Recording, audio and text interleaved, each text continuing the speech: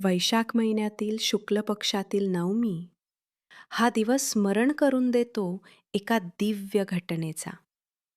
जेव्हा पृथ्वीमधून एक तेजस्वी रूप प्रकट झालं आणि जगाला मिळाली त्याग, निष्ठा आणि सहनशीलतेची मूर्ती.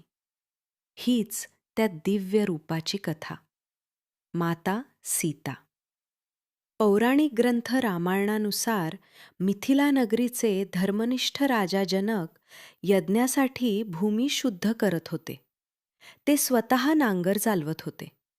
अचानक त्यांच्या नांगराला काहीतरी अडथळा जाणवला.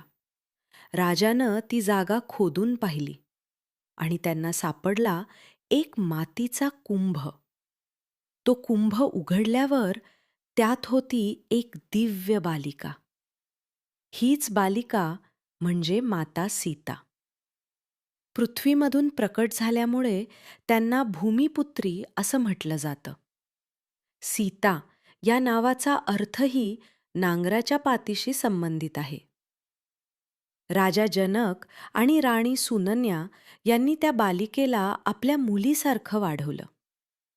काळ पुढे सरकत गेला आणि माता सीता यांचा विवाह भगवान श्रीराम यांच्याशी झाला, जे श्री विष्णू यांचे 7वे अवतार मानले जातात.